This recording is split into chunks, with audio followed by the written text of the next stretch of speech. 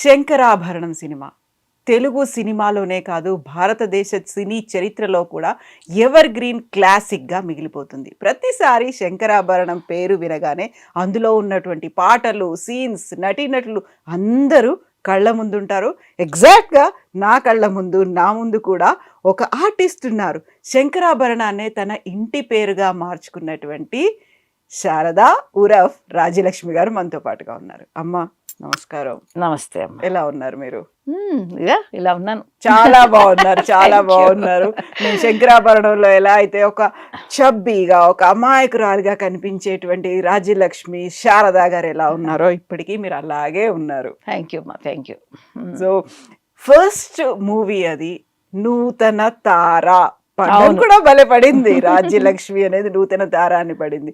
అప్పటికి మీరు 10th class complete చేశారు. అంతేనమ్మా. అంతే, 10th క్లాస్ కాగానే సినిమాల్లోకి వెళ్ళాలి అనిపించింది. అందులోనూ విశ్వనాథ్ గారి సినిమా. విశ్వనాథ్ గారి సినిమా అనగానే ఆయన బోల్డ్ అన్ని చెక్ చేస్తారు. ఇలాంటి క్యారెక్టర్స్ ఉండాలి, లేకపోతే ఇలాంటి ఫీచర్స్ ఉండాలి, ఇలాగే లంగావణి వేసుకొని ఉండాలి, ఇలాంటి జడ ఉండాలి, ఇలాంటివన్నీ చూస్తారు కదా. సో రాజ్యలక్ష్మి గారిలో ఏం చూసారు? ఇలా రాజ్యలక్ష్మి గారు మీరు చెప్పినవి అన్నీ చూస్తారు.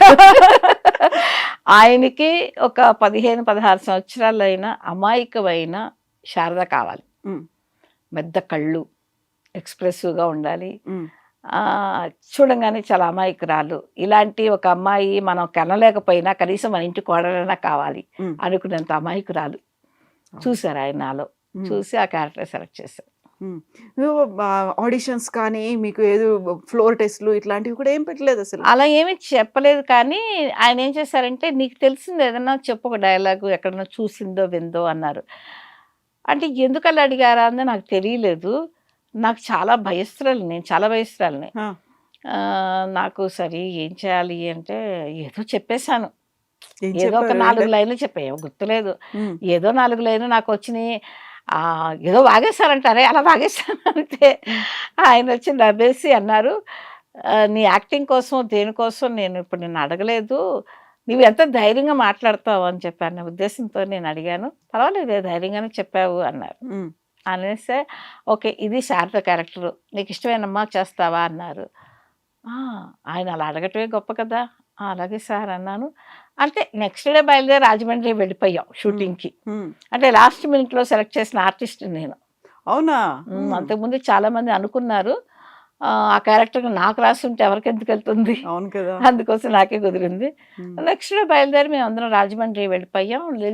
వెళ్తేనే మా ఫ్యామిలీతోనే స్టార్ట్ చేస్తారు షూట్. అంటే ఫస్ట్ డే వచ్చి సామజోర్గం నా సాంగ్, పెళ్లి చూపుల సీను ఫస్ట్ డే దాంతో స్టార్ట్ చేశారు. ఆయనకి ఏంటంటే ఫస్ట్ టైం కొత్త అమ్మాయి, ఆ అమ్మాయికి దేవుడు ఆశీర్వచనలు కావాలి అని ఒక తులసి చోట చుట్టూ తిరిగేట్టు ఒక షాట్ తీశారు. అయితే సినిమాలో ఉండదు ఆ షాట్. నాకు ఫస్ట్ తీసిన షాట్. ఆ తర్వాత చీర కట్టుకుని రమ్మా అన్నారు. నాకు చీర కట్టుకోవటం రాదు, ఎందుకంటే లంగామణి వేసుకునే వయసులోనే ఉన్నాను ఇంకా. అప్పుడు మంజు భార్గవి గారు సీనియర్ ఆర్టిస్ట్, ఆవిడ అక్కడే ఉండి నేను హెల్ప్ చేస్తానులేమ్మా అన్నారు. బట్ ఆ సీన్లో ఆ పాటలు మంజు భార్గవి గారు లేరు? లేదు ఉన్నారు షూటింగ్ లో ఉన్నారు, కానీ ఊరికనే ఉన్నారు అక్కడ. ఆవిడ నా హెల్ప్ చేస్తాను అన్నారు. సరే అని చెప్పి ఆవిడ చక్కగా అందంగా చీర కట్టారు. నన్ను అలా తీసుకొచ్చి కూర్చోబెట్టారు, పెళ్లి చూపులు కూర్చోబెట్టి తంబూరు చేతికి ఇచ్చారు. అది నా ఫస్ట్ ఎక్స్పీరియన్స్. ఓకే, మేము శారద అంటే ఫస్ట్ ఇంట్రడక్షన్ లో ఎలా అయితే కనిపిస్తారో అక్కడ నుంచి ఉందేమో అనుకున్నాం. లేదు ఫస్ట్, ఎందుకంటే అప్పుడంతా సీనియర్ ఆర్టిస్టులు చంద్రమోహన్ గారు, నిర్మలమ్మ గారు, అల్లు రమణ గారు, వీళ్ళందరూ వాళ్ళ డేట్లు ఉన్నాయి. ఇప్పుడైతే మాకు తెలుసు, కానీ ఆ రోజుల్లో మాకు తెలియదు ఎందుకు అది తీశారు అని. వాళ్ళందరూ ఉండటంతో పెళ్లి చూపుల సీన్ తీశారు. అది తీసింది. ఆ తర్వాత అది అయిపోయిన వాళ్ళు వెళ్ళిపోయిన తర్వాత ఇంట్లో సీన్స్, లైక్ తులసి రావటం నా దగ్గరికి. తులసి అంటే క్యారెక్టర్, తను రావటం, మా ఇంట్లో సీన్స్ అవన్నీ తీశారు. తర్వాత నెక్స్ట్ షెడ్యూల్లో మేము అన్నవరం వెళ్ళి ఆ చెంబు పడిసే సీను అదంతా అన్నవరం వచ్చేసి మరచెంబు సీను అదంతా సెకండ్ షెడ్యూల్లో చేసాం. మీరు రాజ్యలక్ష్మి గారు ఫస్ట్ సినిమాలో వచ్చినప్పుడు నూతన తార అనుకున్నప్పుడు అప్పటికే గ్లామరస్ కమర్షియల్ సినిమాలు అనేవి బోల్డ్ అన్నీ ఉన్నాయి. బట్ మిమ్మల్ని ఓవరాల్గా వచ్చేస్తే మా ఇంట్లో ఒక అమ్మాయి అన్నట్టుగా, కానీ ఇప్పటి లాంగ్వేజ్లో చెప్పుకోవాలి అంటే అంత గ్లామరస్ రోల్ కాదు, ఒక డీ గ్లామర్ రోల్ లాంటిదే కదా. ఏమో అయ్యో, మీరు అన్నారంటే అయి ఉండొచ్చేమో. చెప్పండి. యూజువల్ గా మనం ఏదైనా ఒక ఇంట్రడక్షన్స్ దాంట్లో ఒక సినిమాలో ఉన్నారు అనుకుంటే చాలా ఎక్స్పెక్ట్ చేస్తారు నూతన తార అనగానే. ఏమోనండి. మేబీ ఇప్పుడు అలా అయ్యుండొచ్చేమో. మా టైంలో అలా ఏమి లేదే. ఉమ్, అప్పుడు ఆర్టిస్ట్ లాగే చూసారు. అందులో విశ్వనాథ్ గారు ఇంట్రొడ్యూస్ అవును. చేశారు. ఇంతకంటే ఇంకా ఏమి కావాలి. అందులో ఆ క్యారెక్టర్ శారద అంటే శంకరాభరణం రిలీజ్ అయ్యి 45 ఇయర్స్ అయింది. ఈ అవును. రోజుకి శంకరాభరణం గురించి మాట్లాడుకుంటున్నారు. నా క్యారెక్టర్ గురించి. ఇప్పటికీ శారద అంటున్నారు నన్ను. ఉమ్, ఇప్పటికీ సామజవరగమ పాడుతున్నారు. అది డీగ్లామర్ అని ఎందుకు అనుకుంటాం? అంత ఉమ్, అద్భుతమైన క్యారెక్టర్, అంత గొప్ప డైరెక్టర్ దీంట్లో వచ్చి బయటకొచ్చిన వాళ్ళు, అద్భుతమైన సినిమా. అది డీగ్లామర్ ఏం కాదు. ఆ ఉమ్, గ్లామర్ ఆ క్యారెక్టర్‌కి అది గ్లామర్. అవును. చాలా అంటే అందంగా. మీరన్నట్టు మోడర్న్ డ్రెసెస్ వేస్తే గ్లామర్ కాదు. అవును. అదేవి కాదు. అందులో మేబీ ఈ జనరేషన్ కొంచెం మార్పు ఉంది కాబట్టి, మా టైంలో వచ్చి మోడర్న్ క్యారెక్టర్‌లు నేను చేశాను. కానీ ఆ క్యారెక్టర్‌కి అదే యాప్ట్ ఇంక అంతే. దానికి ఉమ్. సెకండ్ థాట్ లేదు ఆ క్యారెక్టర్‌కి. సో రాజ్యలక్ష్మి గారు శారదా క్యారెక్టర్ని ఎలా అయితే చేశారో అలాగే ఉండేవాళ్ళ నిజ జీవితంలో కూడా. నా నిజ జీవితంలో అలాగే ఉండేదాన్ని. నేను ఇలాగే లంగావోణీలు వేసుకునేదాన్ని. అలాగే నాకు ఓన్ హెయిర్ అంత పెద్దది. ఉమ్. అలాగే అమాయకంగా ఉండేదాన్ని. విశ్వనాథ్ గారు. ఎక్కువ మాట్లాడేదాన్ని కూడా కాదు. అవునా? విశ్వనాథ్ గారు పిలిచారు వెళ్ళాలి, ఎలా వెళ్ళారు మీరు? అంటే మాది సొంత ఊరు తెనాలి. ఉమ్, మా తెనాలి అంటే మీకు తెలిసే ఉంటుంది. ఆంధ్ర ప్యారిస్ అనేవాళ్ళు ఆ రోజుల్లో. అవును. ఎందుకంటే చాలా అందమైన నటీమణులు, అందరూ పేరు అక్కడి నుంచే గొప్ప వచ్చారు. నటీమణులు అందరూ అక్కడి నుంచి వచ్చిన వాళ్ళే. ఆ దీంట్లో నుంచి నేను జంజాల్ గారు మా స్కూల్ మాస్టర్‌కి బాగా ఫ్రెండ్ అనుకుంటాను. ఆయన ఓహ్! అన్నారంట, "మీ ఊర్లో ఆర్టిస్టులు బోలెడు మంది తక్కువేంటి బాబు, ఇట్లాగ విశ్వనాథ్ గారు ఒక అమ్మాయిని చూస్తున్నారు. ఎవరైనా తెలిసినోళ్ళు ఉంటే చెప్పండి" అంటే మాకు ఇంట్రెస్ట్ ఉంది. మా అమ్మగారికి చాలా ఇంట్రెస్ట్ యాక్ట్ చేయడం. సరేనని చెప్పి సరే ట్రై చేద్దాము. హ్మ్. భగవంతుడేమో ఆశీర్వదిస్తాడో చూద్దామని మేము చెన్నైకొచ్చాము. అంటే ఆ రోజుల్లో మద్రాసుకొచ్చాము. ఆ రోజుల్లో మద్రాసు కదా అది. అవును. దానికి వెళ్లి విశ్వనాథ్ గారిని కలవటం, ఆయన చూడటం, తర్వాత ఏడిది నాగేశ్వరరావు గారు వాళ్ళ ఫ్యామిలీ మొత్తం చూసారు. ఓహ్! ప్రొడ్యూసర్ ఫ్యామిలీ కూడా అందరూ. ఆ ఓన్లీ రోజుల్లో ప్రొడ్యూసరే కాదు. ఆహా! ప్రొడ్యూసర్ కంటే ముందు వాళ్ళ ఫ్యామిలీ వాళ్ళే చూసారు. ఓకే. హ్మ్. చూసారు. చూసిన తర్వాత వాళ్ళకందరికీ ఇంప్రెస్ కనిపించి మళ్ళీ విశ్వనాథ్ గారు ఒకసారి చూసి ఓకే చేసేసాం. హ్మ్. అంతే, పెద్దగా ఫోటోషూట్‌లో లేకపోతే ఏంటి, ఆయనకి ఒక ఏం చెప్తారు, ఒక ఇదుంది. వ్యూ ఉంది. ఎలాగో ఒక ఆర్టిస్ట్‌ని ఒకటి చూస్తే ఈ క్యారెక్టర్‌కి వీళ్ళు సూట్ అవుతారా అన్నది ఆయనకుంది. అందులో నేను అలాగే ఉండేసరికి నేను సూట్ అవుతానని ఆయనకి నమ్మకం. That two without makeup movie. హ్మ్. హ్మ్. అందుకోసం మేము బయట ఎలా ఉన్నామో సినిమాలో కూడా అలాగే ఉండేవాళ్ళం. నో మేకప్ కదా సినిమాలో. అవును. అసలు లేదు. మేకప్ మేకప్ లేదు. లేదు. ఎందుకంటే బాలు మహేంద్ర గారి కెమెరాలో మేకప్ ఉండదు. సో, ఇప్పుడు తెనాలి నుంచి చెన్నైకి వెళ్ళినప్పుడు ఆడిషన్ కాదు, very first time producer and director గారు చూసినప్పుడు కూడా మీరు లంగా ఓణిలో అలాగే వెళ్ళిపోయారు. అలాగే ఉన్నాను. మేకప్‌లు మాకు లిప్‌స్టిక్‌లేసుకోవటం అయన్నీ కూడా అప్పుడేమీ తెలీదు. హ్మ్. నేనెళ్ళింది ఒక తెనాలి అన్న ఒక సాధారణ ఊరు నుంచి. హ్మ్. అందుకోసం ఆయనకి నచ్చాను కూడా.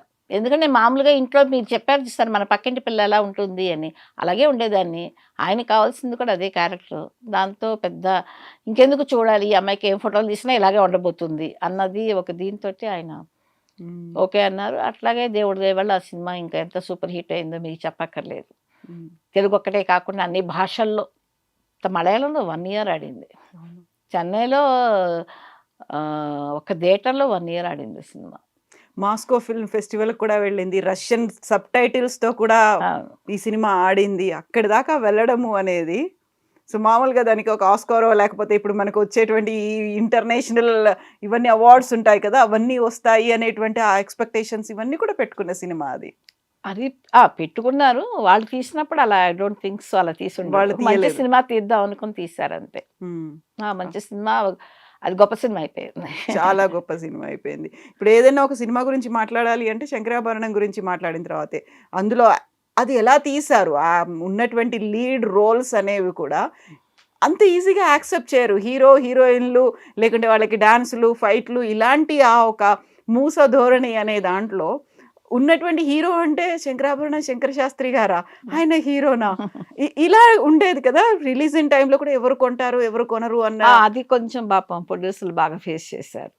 ఆ కొంటం అన్నది ఎన్ని ప్రివ్యూలేసేవాళ్ళంటే, నేనే ఆ సినిమాని 30, 40 సార్లు చూశాను. హ్మ్. ఎందుకండి మీకోసమా అంటే నేను చూడను. కానీ రామారావు గారు ఒక షో చూశారు. నాగేశ్వరరావు గారు ఒక షో, ఎంజీఆర్ గారు ఒక షో, శివాజీ గారు ఒక షో. అట్లా పెద్ద పెద్ద వాళ్ళందరూ షో చూసినప్పుడు నన్ను కూడా పిలిచేవాళ్ళు. "ఏముంది నువ్వు రా, ఖాళీగా ఉంటే వచ్చేసేయి. అందరిని చూసినట్టుంటుంది కదా!" అంటే వెళ్ళేదాన్ని. అట్లా ప్రతి వాళ్ళతో ఒక షో చూసాను నేను. హ్మ్. ఎన్ని షోలు వేసే కొందికి సినిమా అద్భుతంగా ఉంది అంతా అంటున్నారు కానీ కొనేవాళ్ళు కొంచెం భయం వేసింది వాళ్ళకి. కానీ కొన్నవాళ్ళు అందరూ అదృష్టవంతులే అప్పుడు. అవును. ఆ కొనటానికే కొంచెం భయపడ్డారు కానీ కొన్న తర్వాత అందరూ అదృష్టవంతులయ్యారు. ఫస్ట్ ఈ సినిమా తీయాలి అని ప్రొడ్యూసరు, డైరెక్టరు అనుకున్నారు. నిజంగా వాళ్ళ ధైర్యం ఆ గ్యారంటీగా. తర్వాత రిలీజ్ అవ్వకపోయేసరికి ఆ ఉండే పీరియడ్ అటు ఉంటుందండి. అవును. అది కొంచెం ఉంటుంది. ఆ టెన్షన్ పాపం బానే పడ్డారు. తర్వాత దేవుడి దయ వల్ల మళ్ళీ వెనక్కి చూడాల్సిన అవసరం రాలేకపోయింది ఆ సినిమాకి. హ్మ్. దాంట్లో యాక్ట్ చేసిన నాకు కూడా మంచి ఆఫర్స్ రావటం. ఆ సినిమాతో నేను కూడా ఇటు 4 భాషల్లో ఒక పెద్ద పేరొచ్చేసింది నాకు. అందరూ నాకు పిలిచి ఇంకా హీరోయిన్ క్యారెక్టర్స్ ఇవ్వటం చేశారు. హ్మ్. ఆ శంకరాభరణంలో శారద కంటే ఎక్కువగా శంకరాభరణం రాజ్యలక్ష్మిగా పేరు అలా ఉండిపోయింది. ఇప్పటికి కూడా మీరు ఎన్ని సినిమాలు చేసినా, అవును. ఎన్ని భాషలు చేసినా కానీ అన్నిట్లలో కూడా శంకరాభరణం రాజ్యలక్ష్మి గారు అనడం అనేది. అవును. ఒక సినిమా పేరే ఇంటి పేరుగా ఉండిపోవడం. అసలు మరపురాని అనుభూతులు అవన్నీ కూడా. అంతేగా మరి. ఈ రోజుకి రాజ్యలక్ష్మినా శంకరాభరణం రాజ్యలక్ష్మి అమ్మ ఎలా ఉన్నారమ్మా బాగున్నారంట. అంటే ఫోన్‌లో ఫేస్ ఫోన్‌లో. తెలీదు కదా అప్పుడు. హ్మ్. ఈ రోజుకి ఆ శంకరాభరణం పేరు నేను గెలుచుకోగలిగాను. అది అదృష్టం నాది. మీరు ఆ ఫస్ట్ సామజీవర గమన కూర్చున్నప్పుడు అదేదో మీరు అలా తన్మయత్వంలో పాడుతూ ఉంటారు. ఆ తర్వాత మధ్యలో ఒక ఇమాజినేషన్ వస్తోంది. హీరోతో మీరు చంద్రమోహన్ గారితో ఒక డాన్స్‌లో ఇవన్నీ ఉంటారు. ఆ తర్వాత స్వరాలు తప్పు పాడతారు. ఇమ్మీడియేట్‌గా నాన్నగారు కోప్పడతారు. శారద అని అరుస్తారు. ఆ టైంలో ఇమ్మీడియేట్‌గా వెరీ ఫస్ట్ డేనే ఇవన్నీ అయ్యేసరికి ఒక మిక్స్డ్ ఫీలింగ్స్ అనేవి ఉంటాయి కదా! హ్మ్. అంటే విశ్వనాథ్ గారిలో గొప్పతనం ఏంటంటే కొత్తదాన్ని ఏమి తెలీదు ఈ అమ్మాయికి అనుకోకుండా ఓపికగా చెప్పేవారు. హ్మ్. ఒకటికి 10 సార్లు రిహార్సల్ చేయించి ఆయనకు కావాల్సిన ఎక్స్‌ప్రెషన్ తీసుకోగలిగాడు. దాంతోటి నాకు అందరూ పెద్ద సీనియర్ ఆర్టిస్టులు. ఈవెన్ సోమయాజులు గారి సినిమాలకి ఆయన కొత్త అవ్వచ్చు కానీ ఆయన పెద్ద డ్రామా ఆర్టిస్టు. ఆయనకి చాలా కమాండ్ చేశారు. ఉంది. ఇటు చూస్తే అందరూ పెద్ద పెద్ద సీనియర్ ఆర్టిస్టులు. నేనెప్పుడు జోక్ చేసేదాన్ని. తులసి నాకంటే నువ్వేనే సీనియర్‌వి అనేదాన్ని. ఎందుకంటే అది అది చైల్డ్ ఆర్టిస్ట్ కదా! చాలా చేసి అట్లాగా ప్రతి వాళ్ళు నాకంటే సీనియర్‌లే. నాకు చాలా భయంగా ఉండేది. హ్మ్. ఎందుకంటే జనరల్‌గానే నేను కొంచెం భయస్తురాలిని. ఇక వాళ్ళతోటి నేను మాట్లాడటానికి నాకు భయమే. నాకు వర్క్ అయిపోయిన తర్వాత పక్కన కూర్చునేదాన్ని. ఎక్కువ మాట్లాడేదాన్ని కాదు. ఇంకా నేను ఆయన చెప్పింది విశ్వనాథ్ గారిని చెప్పింది మాత్రం అబ్జర్వ్ చేస్తూ, ఒక గుడ్ స్టూడెంట్ లాగా నేను నేర్చుకోగలిగాను ఆయన దగ్గర. ఎవరన్నా అడిగితే నేను అదే చెప్తాను. నా గొప్పతనం కాదు.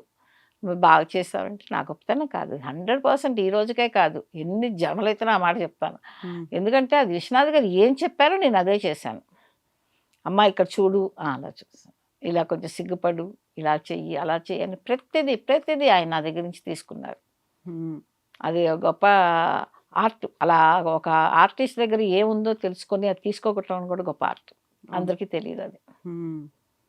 ఆ తర్వాత ఆ శం తర్వా శంకరాభరణం సినిమా తర్వాత 'శంకరాభరణం' తర్వాత 'నిప్పులంటే నిజం.' కా ఎగ్జాక్ట్‌లీ ఆపోజిట్ కదా! Character. Modern girl. Modern girl. హ్మ్. ఈసారి రాఘవేంద్ర గారు. ఎంత పెద్ద డైరెక్టర్ ఆయన. ఇటు చూస్తే మీరు చెప్పిన గ్లామర్ ఫీల్డ్‌లో అన్నీ ఉంటాయి. ఆ ఆ డైరెక్టర్. కమర్షియల్ సినిమా మళ్ళీ. కమర్షియల్ మూవీ అది. దాంట్లో మురళీమోహన్ గారు. ఆయనైతే గొడవ పెట్టేసేవాడు. "అమ్మా ఏం మాట్లాడమ్మా. కొంచెం ఏదైనా మాట్లాడు రాజలక్ష్మి" అని. మురళీమోహన్ గారా? నేను మురళీమోహన్ గారు. నేనెక్కువ మాట్లాడేదాన్ని కాదు. చెప్పాను కదా! నాకు కొంచెం పెద్దవాళ్ళు అంటే ఎక్స్‌పర్ట్ భయం. తర్వాతేంటి అంటే వాళ్ళందరూ నాకంటే సీనియర్స్ కదండీ! ఇప్పుడంటే కొంచెం అందరూ యంగ్‌స్టర్స్ పిల్లలొస్తున్నారు. హీరో, హీరోయిన్స్‌కి అలా చేసేస్తున్నారు. ఆ రోజుల్లో మేము చేసిందంతా మాకంటే సీనియర్ ఆర్టిస్టులతోటే. హ్మ్. అది మేము చేసుకున్న అదృష్టం అంటాం. ఎందుకంటే అంతమంది సీనియర్ ఆర్టిస్టులతో చేయటం చంద్రమోహన్ గారితో ఎవరు చేసినా కూడా అది ఏంటంటే సక్సెస్ అన్నది పేరు. అవును. చంద్రమోహన్ గారు పక్కన హీరోయిన్ చేసినా ఈ అమ్మాయి సక్సెసే అన్న ఆ! పేరు ఇండస్ట్రీలో తెచ్చుకున్నది. ఉంటుంది. ఇండస్ట్రీలో ఉంది అది సెంటిమెంట్. అవును. అలాంటి సీనియర్‌తో యాక్ట్ చేయటం నా అదృష్టం. అందుకోసం వాళ్ళ దగ్గర ఏంటంటే మనకు కొంచెం భయంగా ఉండేది. పెద్దవాళ్ళు వీళ్ళందరూ సినిమాలో చూసొచ్చిందాన్ని కదా! హ్మ్. మా ఊళ్ళో తెనల్లో కూర్చొని థియేటర్‌లో కూర్చొని సినిమాలు చూసి వెళ్ళినదాన్ని. ఎదురుగా చూసేసరికి అదే అందులోను మరి. వాళ్ళ పెయిర్‌గా మీరు వాళ్ళ పేరుగా వాళ్ళతో పాటు డాన్స్ చేయాలి, వాళ్ళతో నుంచి మాట్లాడాలి, వాళ్ళతో ఇది చేయాలంటే కొంచెం కొత్తగా అనిపిచ్చేది. హ్మ్. కానీ ఈవెన్ రాఘవేంద్ర గారు కూడా ఆ కొత్తదనం పోగొట్టి జోవియల్‌గా ఉంటారు వాళ్ళు. విశ్వనాథ్ గారి దగ్గర అంత జోవియల్‌గా ఆయన ఉండేవారు కదా! ఆయన వర్కహాలిక్. వీళ్ళు ఎంత వర్క్ చేసినా కూడా అట్ ఏ టైమ్ బాగా జోవియల్‌గా ఉండేవాళ్ళు. హ్మ్. దాంతోటి నా భయాన్ని పోగొట్టి, ఇలాగ నవ్వుతూ, ఏడిపిస్తూ ఓ పక్కన అదమ్మా ఇదమ్మా అనుకుంటూ అలా చేసేసాం ఆ సినిమా. సైమల్టేనియస్ గా చేశారు శంకరాభరణంతో పాటుగా ఈ నిప్పు లాంటి సైమల్టేనియస్గా నిజం సైమల్టేనియస్ గా ఒక అండ్ షెడ్యూల్ గ్యాప్ అంతే. రెండు కాంట్రాస్ట్ రోల్స్ అనేవి అందులో మ్మ్. కనిపించాయి. దాన్ని ఎలా మీరు మేనేజ్ చేసుకుంటూ ఏమో ఉండేవాళ్ళు? ఇప్పుడు ఆలోచిస్తే నాకు గుర్తు రావట్లేదు. చేసేవాళ్ళం. ఈ డైరెక్టర్ దగ్గరికి వెళ్తే అలా వచ్చేసేవాళ్ళం. శంకరాభరణంకి వస్తే అటు వెళ్తే రాఘవేంద్ర గారి స్టైల్లో ఆయన చెప్పినట్టు అలా చేసుకుంటూ వెళ్ళిపోయాం. అట్లా అది కాంట్రాస్ట్గా చేసేసాము. మ్మ్. నిజంగా మీరంటే ఇప్పుడు నాకు కూడా ఆలోచన వస్తుంది. నిజమే కదా ఇలా చేసాము. ఈ రెండు సినిమాలతో పాటుగా మీరు బాలకృష్ణ గారి సినిమాలో కూడా చేశారు. అవును. రౌడీ రాముడు కొంటి కృష్ణను థర్డ్ మూవీ నాది. మ్మ్. అది ఎన్టీఆర్ గారితో. రామారావు గారితో కాంబినేషన్లు ఉండేవి. మ్మ్. అయ్యో అది ఏ జన్మలో పుణ్యం చేసుకుందాం అనుకునేవాళ్ళం. ఎందుకంటే రామారావు గారు అంటే మాకు ఒక రాముడు కృష్ణుడు దేవుడు. అన్ని. అలాంటి దేవుడిని ఎదురుగా చూడటం అంటేనే గొప్ప. ఆయనతో కలిసి వచ్చేయటం అంటే బాబాయ్. మ్మ్. బాలకృష్ణ గారు ఆయన చాలా జోవెల్గా ఉండేవారు. ఈవెన్ నౌ ఇప్పుడు కూడా అలాగే ఉంటారు అనుకోండి. ఇంకా అక్కడంతా నాకు పెద్దగా ప్రాబ్లం లేదు. ఎందుకంటే ఆయనది నా వయసు కొంచెం అటు ఇటుగా ఉండేది. మ్మ్. ఎక్కువ పెద్ద డిఫరెన్స్ ఉండేది కాదు. చాలా సరదాగా ఉండేవాడు. ఇంకా దాంతో స్టూడెంట్ క్యారెక్టర్స్ ఇద్దరం జాలీగా చేసేసాం. మ్మ్. ఇప్పుడు మీరు 3 సినిమాలకి చేస్తున్నప్పుడు వెరీ ఫస్ట్ టైం శంకరాభరణం అప్పుడు అన్ని ప్రివ్యూస్ చేశారు. అప్పుడు రామారావు గారిని చూశారు. అది గుర్తు చేసుకున్నారు. రామారావు గారిని అంతకు ముందే నేను చూశాను. ఓకే. ఎందుకంటే ఈ సినిమా ఆయనది ఒప్పుకున్నప్పుడు రామారావు గారిని చూసాము. ఆయన మా సినిమా ప్రివ్యూ చూసిన తర్వాత నేను వెళ్ళి ఆయన కలిశాను నెక్స్ట్ డే. మ్మ్. కలిస్తే ఆయన అన్నారు, నిన్నే సినిమా చూశానమ్మా, చాలా బాగా చేసావమ్మా అన్నారు. ఇంతకంటే గొప్ప అవార్డు నాకేముంది అనుకున్నాను. కాకపోతే మళ్ళీ వాళ్ళ సినిమాలోనే చేస్తున్నప్పుడు మళ్ళీ గుర్తు చేసుకున్నారా? మిమ్మల్ని అక్కడ చూసాను మీరు చెప్పారా? ఆ, నేను ఆయనతో మాట్లాడలేదు. ఏదో 2-3 మాటలు మాట్లాడితే మాకు నోట్ల నుంచి మాటే రాదు రామారావు గారిని చూస్తే. మ్మ్. పెద్ద ఆయన తెలుసు కదా. ఆయన వెళ్ళి ఆయన పలకరించినప్పుడు ఆయన మాట చెప్పారు కదా. ఆ ఒక్క మాటకే నాకు వచ్చేసి నేషనల్ అవార్డు ఆస్కార్ అవార్డు వచ్చేసింది అప్పుడే. ఓకే. ఆ తర్వాత మురళీమోహన్ గారితో కానీ బాలకృష్ణ గారితో కానీ వెరీ రీసెంట్ గా ఎప్పుడు కలిశారు? ఈ మధ్య కలిశాను. మురళీమోహన్ గారు నేను ఒక ప్రాజెక్ట్ చేశాము. తర్వాత మా అబ్బాయి పెళ్ళికి వచ్చారు. బాలకృష్ణ గారిని కూడా మా అబ్బాయి పెళ్ళికి పిలవటానికి వెళ్ళినప్పుడు కలిశాను. మ్మ్. చాలా రోజులు తర్వాత అందరినీ కలుస్తాం. ఎందుకు ఆ రోజులు గుర్తు చేసుకుంటూ ఉంటాము. నేను మురళీమోహన్ గారితో చాలాసేపు మాట్లాడుతూ ఉన్నా ఈ విషయాలు పాతయి. మ్మ్. నా సెకండ్ మూవీ హీరో కదా ఆయన.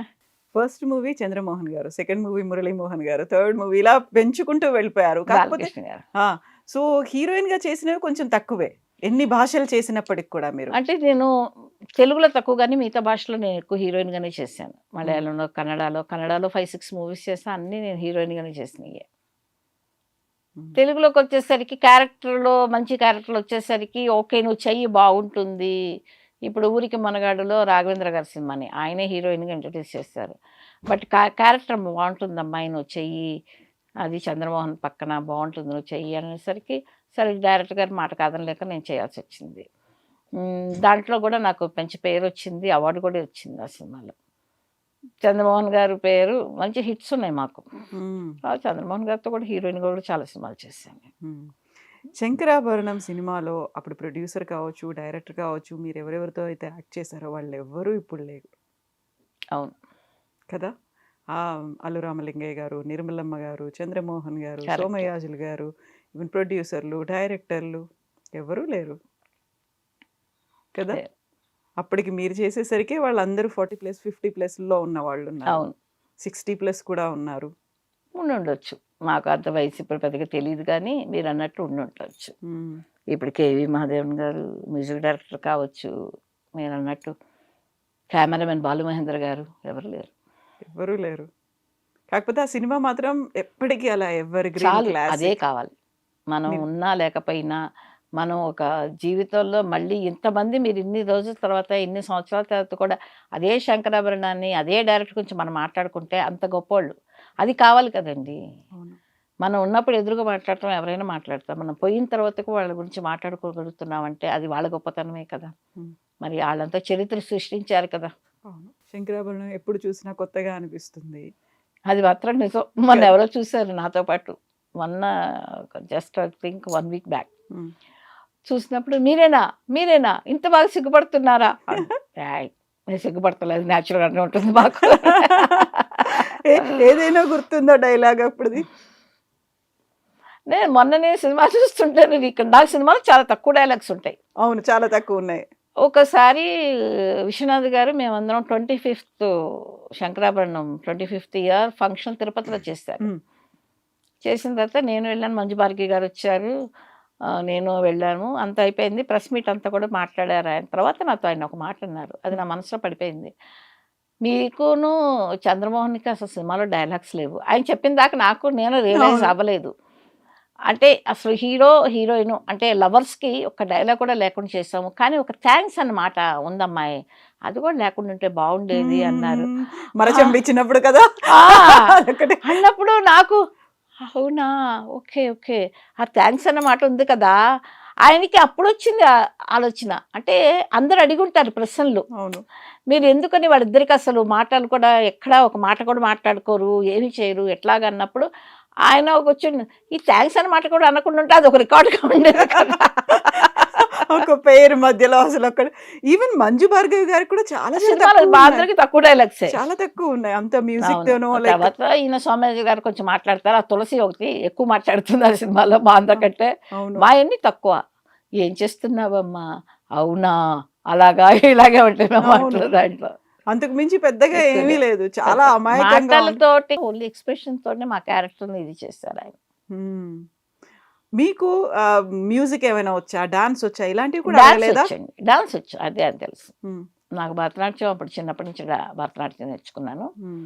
తర్వాత ఆర్టిస్ట్ అయిన తర్వాత కూచిపూడి ఒకటి వెంపటి చిన్న సత్యం గారి దగ్గర నేర్చుకున్నాను.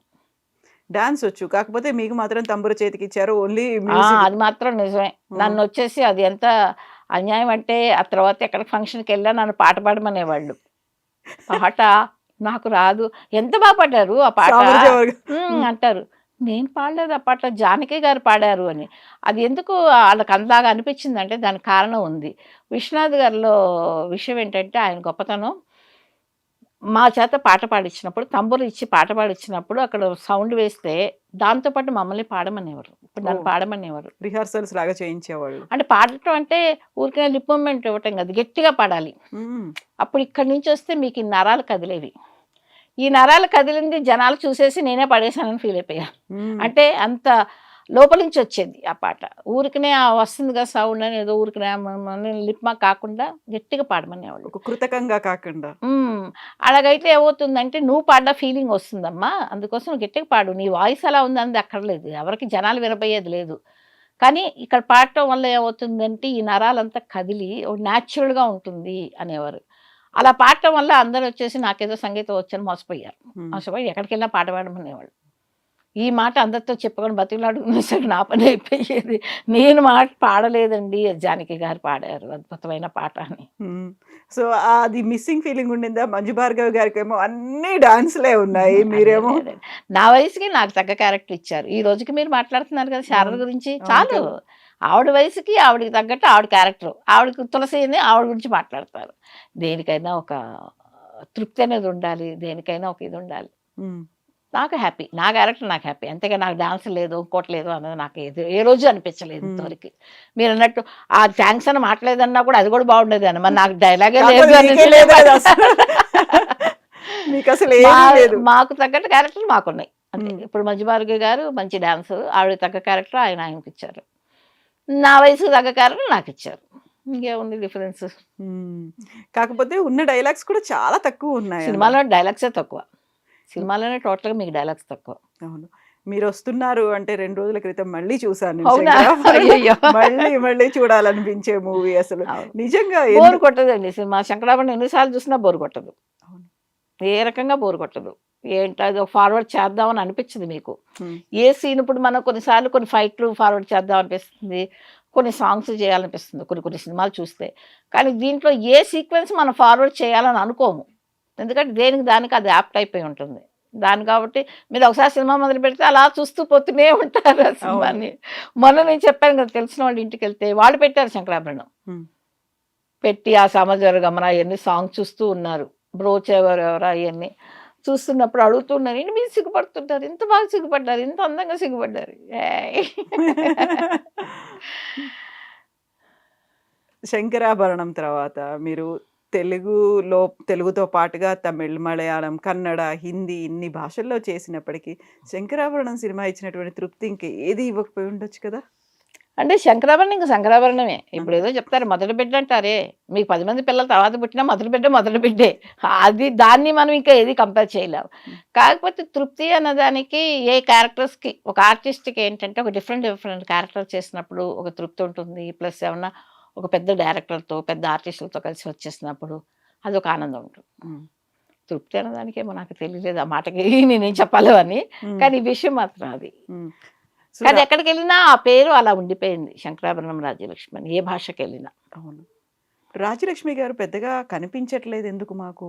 సినిమాల్లో కానీ, సీరియల్‌లో కానీ. నేనెందుకు కనిపించట్లేదు? నేనెక్కడికి పోయాను? నేను బానే ఉన్నాను. నన్ను హ్మ్. తెలుగు సినిమాలు పిలిస్తే వచ్చి చేసి వెళ్తూనే ఉన్నాను నేను. అప్పుడప్పుడు పిలుస్తున్నారు వచ్చేసేస్తున్నాను. పిలవకపోతే ఇంక నేనేం చేయగలుగుతాను? క నేనెక్కడికి దూరంగా ఎళ్ళలేదు. నేను తెలుగు ఎక్కడుంటున్నారు ఇప్పుడు ఇండస్ట్రీకి మీరు? దగ్గరలో హైదరాబాద్‌లోనే ఉన్నాను. హ్మ్. పిలిస్తే వస్తాను. చె నన్ను చెన్నైయా? ఇప్పుడు నన్ను పిలిస్తే సింగపూరా? వచ్చి ఇంటర్వ్యూ అడిగారు కదా! ఇచ్చాను కదా నేను. అవును కదా! మరి. హ్మ్. కాదు. ఇప్పుడు రాజలక్ష్మి గారు అనగానే హస్బెండ్, పిల్లలు సింగపూర్‌లో ఉన్నారు. కొన్ని సీరియల్స్ తమిళ్‌లో చేస్తున్నారు కాబట్టి చెన్నైలో ఉంటున్నారు. యాహ్! హైదరాబాద్‌లో ఉన్నారా లేదా? ఉన్నారా హైదరాబాద్‌లో అనే ఒక హ్మ్. క్వెషన్ నేను ఇంతకుముందే ఆఫీస్‌లో చెప్పాను. రాజలక్ష్మి గారు వస్తున్నారు అనంటే, రాజలక్ష్మి గారు హైదరాబాద్‌లో ఉన్నారా? హైదరాబాద్‌కొచ్చారా? ఈ ఆ! క్వెషన్ ఏసారు అందుకని. హైదరాబాద్‌లో ఉన్నానండి నేను. లేకేం కాదు. అంటే చెన్నైలో షూట్ ఉన్నప్పుడు చెన్నైకి వెళ్తుంటాను. హ్మ్. సింగపూర్‌లో ఏంటంటే ఫ్యామిలీ ఉంది కాబట్టి అక్కడికి వెళ్తుంటాను. ఖాళీగా ఉన్నప్పుడు వెళ్తాను. అంతేగాని షూటింగ్‌లో వదిలేసి నేను ఏ రోజు వెళ్ళలేదు. ఎందుకంటే మా ఇంట్లో ఎప్పుడు నువ్వు యాక్ట్ చేయటం మానేయమని అడగలేదు నన్ను. హ్మ్. నేను యాక్ట్ చేస్తే వాళ్ళు హ్యాపీగానే ఉంటారు. ఎందుకంటే మంచిదే కదా! ఒక ఆర్టిస్ట్‌గా నాకు ఇంట్లో కూర్చోబెడితేనే తిడతారు. ఎందుకు ఆవిడ మంచి ఆర్టిస్ట్‌ని ఖాళీగా కూర్చోబెట్టారు. ఆవిడకేముంది హ్యాపీగా వర్క్ చేస్తుందని. నాకు కూడా వర్క్ చేయటం వల్ల ఏమిటంటే ఎనర్జిటిక్‌గా ఉంది. హ్మ్. ఇప్పుడు ఏమైంది అయిపోయింది వయసని ఒక మూల కూర్చునే బదులు నలుగురిలో కలుస్తున్నాను. నలుగురితో వర్క్ చేస్తున్నాను. 4 అవును. విషయాలు తెలుసుకుంటున్నాను. మీలాంటి వాళ్ళందరినీ కలుస్తున్నాను. నాకు నిజంగా అది హ్యాపీగానే ఉంది. అందుకోసం ప్రస్తుతానికి ఏమీ నేను ఆపేయలేదు వర్క్. హ్మ్. చేస్తూనే ఉన్నాను. మొన్న కూడా రవిబాబు గారి సినిమా చూసి చేశాను. రవిబాబు గారి సినిమా చేశాను. హ్మ్. అంటున్నారు అందరూ నేనేదో దూరంగా ఉన్న తెలుగు ఇండస్ట్రీకి అలా ఏం లేదు. హ్మ్. నన్ను పిలిస్తే నేను హ్యాపీగా వర్క్ చేస్తాను. కాకపోతే మదర్ క్యారెక్టర్స్, వదిన క్యారెక్టర్స్ చేసేవాళ్ళు చాలా మంది వచ్చిన తర్వాత మీరు కొంచెం దూరమయ్యారా? లేకుంటే మీకు సినిమాలు దూరమయ్యాయనిపించిందా? నా మ్యారేజ్ అయిపోయిన తర్వాత నేను ఇండియా నుంచి వెళ్ళిపోయానండి. హ్మ్. మెయిన్ ఒక 15 ఇయర్స్ నేను దూరంగానే ఉన్నాను ఇండస్ట్రీకి. ఆ తర్వాత చాలా డెవలప్‌మెంట్ న్యాచురల్‌గా ఉంటాయి. ఏమంటే ఒక ఆర్టిస్ట్ లేకపోతే ఏమి ఇదవ్వదు కదా! తర్వాత చాలామందొచ్చారు, చేశారు. తర్వాత నేను రీఎంట్రీలో వచ్చిన తర్వాత కూడా నేను చాలా సినిమాలు చేశాను. కాకపోతే ఏంటి అంటే ఇప్పుడు నన్ను ఎవరైనా నేను చెయ్యను ఈ సినిమా అన్నది నేను ఇంతవరకు ఎప్పుడు ఎవరికీ చెప్పలేదు. హ్మ్. ఎందుకంటే ఏ క్యారెక్టర్ ఇచ్చినా నేను ఆనందంగానే చేస్తాను. నేను క్యారెక్టర్ ఆర్టిస్ట్‌ని అంతే. ఏ క్యారెక్టర్ ఇది చేయను, అది చేయను అని. వచ్చిన అవకాశాన్ని ఉపయోగించుకుంటున్నాను. కాకపోతే అందరూ అడిగే మాట ఇదే. మీరెందుకు తెలుగులో చేయరు? చేయకూడదని నేనేమన్నా పెట్టుకున్నానా? నాకిష్టం నా మాతృభాష. హ్మ్. నేను తెలుగు బానే మాట్లాడుతున్నాను కదా! అవును. ఆ! చాలా బా మాట్లాడుతున్నారు. మాట్లాడుతున్నాను. మరి అలాంటప్పుడు నేను తెలుగుదాన్నండి. తెలుగు ఇండస్ట్రీకి నేను ఎందుకు దూరంగా ఉండాలండి? నేను ఈరోజు ఇలా ఉన్నాను. ఇదే పేరు గాని, ప్రతిష్టలు గాని వేరే భాష వాళ్ళు నన్ను ఆదరించారంటే దానికి కారణం ఎవరు? తెలుగు ఇండస్ట్రీనే కదా! మన తెలుగు వాళ్ళే కదా! ఈరోజు బయటికెళ్తే కూడా మొన్న కూడా ఎవరో అంటున్నారు. ఒక పెద్ద సీనియర్ ఆర్టిస్ట్ అన్నాడు. హ్మ్. ఆయన వచ్చి శంకరాభరణం చూసిన కొత్తల్లో ప్రివ్యూ చూసారంట చెన్నైలో. చూసి ఆయన వాళ్ళ ఫాదరు చాలా పెద్దాయన ఆయన. ఆయన విశ్వనాథ్ గారితో ఒక మాట అన్నాడని ఆయన చెప్తున్నాడు. ఈ అమ్మాయి ఎవరయ్యా రాజ్యలక్ష్మి? నేను ఎలాగో కూతుర్ని కనలేను. చక్కగా నాకు ఈ అమ్మాయి కోడలుకొచ్చుంటే బావుండేది. కానీ నా కొడుకు పెళ్ళైపోయింది అన్నాడంట. ఆయన చెప్పి నవ్వుతున్నాడు. నేనన్నాను, "సార్ మీరే కదా సార్ ఇలాంటి అవకాశాలు నన్ను చాలామంది అన్నారు. ఈవెన్ మా స్కూల్ మాస్టరే ఒకళ్ళన్నారు. మేమిప్పుడు ఎలాగో కూతుర్ని కనలేము. చక్కగా నీలాంటి కోడల్ని తెచ్చేసుకుంటే బావుంటుంది అమ్మాయి అని." ఇప్పుడు కూడా చాలామందున్నారు అలాంటి అనేవాళ్ళు కూడా. హ్మ్. అలాగా నేను ఒక తెలుగుదాన్ని అయ్యుండి మీరు చక్కగా తెలుగు మాట్లాడతారు. తెలుగుదనం మీలో ఉంది. మీరెందుకు తెలుగు సినిమాలు చెయ్యరు? అని అనేవాళ్ళు బోలెడుమందున్నారు బయటికెళ్తే. నేను చెయ్యకపోవడంది ఏమీ లేదమ్మా. పిలిసిస్తే తప్పకుండా చేస్తాను. నాకు చాలా ఆనందం. ఎవరికైనా ఏ మాతృభాషలో చేయాలని ఎందుకుండదండి? ఎవరికైనా ఉంటుంది ఆనందం. హ్మ్. ఇవ్వండి. మీరు తెలుగులో ఛాన్సెస్ ఇవ్వండి. నేను తప్పకుండా చేస్తాను.